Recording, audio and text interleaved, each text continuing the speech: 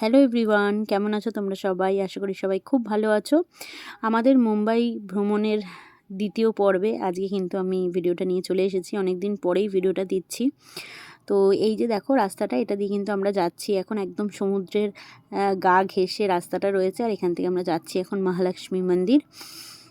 বেশ ভালো লাগছে সমুদ্রের পাশ দিয়ে রাস্তাটা। দেখো আমরা এখন চলে এসেছি মহালক্ষ্মী মন্দির। হয়তো ভেতরে ভিডিওগ্রাফি অ্যালাউ নেই, তো করা যাবে না, তো বাইরে থেকে দেখিয়ে নিই তোমাদেরকে কিছুটা। যদি ভেতরে ভিডিওগ্রাফি অ্যালাউ হয় তো নিশ্চয়ই দেখাবো। এই দেখো মন্দিরের বাইরেটা।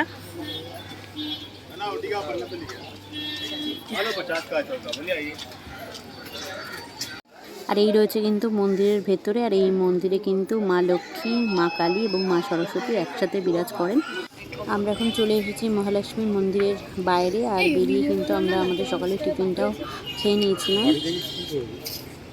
মহালক্ষ্মী মন্দির থেকে আমরা বেরিয়ে গেছি, আমাদের মহালক্ষ্মী দর্শন করা হয়ে গেছে। আর তারপরে আমরা কিছু ব্রেকফাস্ট একটু করে নিলাম। আর এখন আমরা যাচ্ছি হচ্ছে হাজিয়ালিতে। আর মুম্বাইতে প্রচণ্ড গরম, কলকাতাতে যতটাই ঠান্ডা মুম্বাইতে ততটাই গরম, প্রচণ্ড গরম।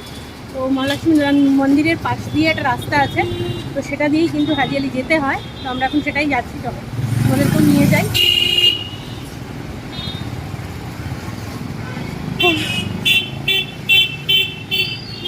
তাহলে এই যে রাস্তাটা দেখছো, এই রাস্তাটা দিয়ে যেতে আমি তো চিনি না, আমার বোনের বর চেনে, ওই আমাদেরকে নিয়ে যাচ্ছে।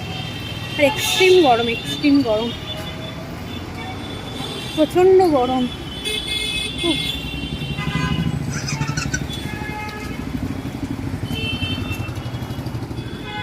আর যতদূর মনে হয় হাজিয়ালিতে ভিডিও করতে দেয় না, তো জানি না ভিডিও করতে পারবো কি না। যদি বাইরে থেকে করা যায় তো করবো, আর না হলে কিন্তু ভিডিও আর করা হবে না।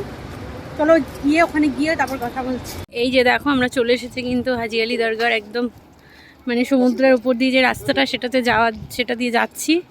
আর এই যে দুদিকে কিন্তু সমুদ্র, আরব সাগর। আর ওই যে দূরে সাদাটা, ওটা কিন্তু দরগা। এখন ভাটা চলছে, যে কারণে কিন্তু জল অনেক কম। দেখো কি সুন্দর লাগছে দেখে, বিকেলবেলা এটা দেখতে আরো বেশি ভালো লাগে, মানে এই জায়গাটা আসতে দারুণ লাগছে।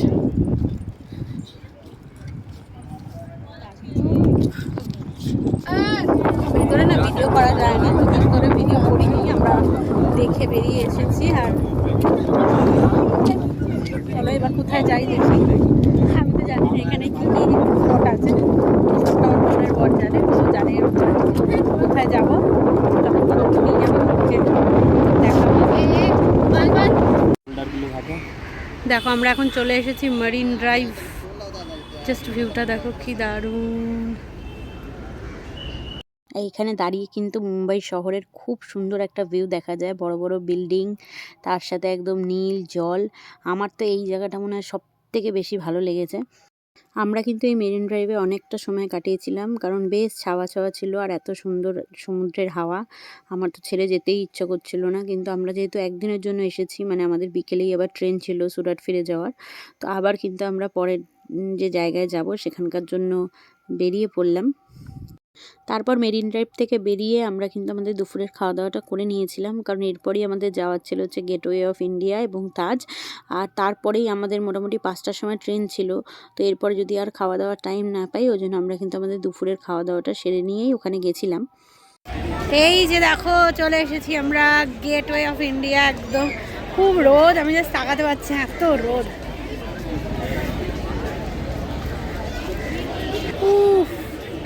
কি রোদ, তাকানো যাচ্ছে না।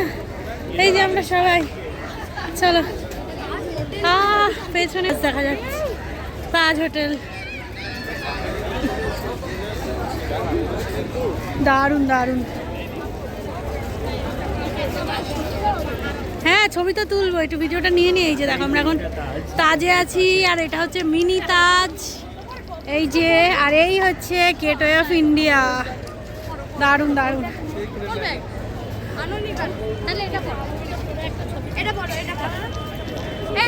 তুলে দেবো এই যে আমরা।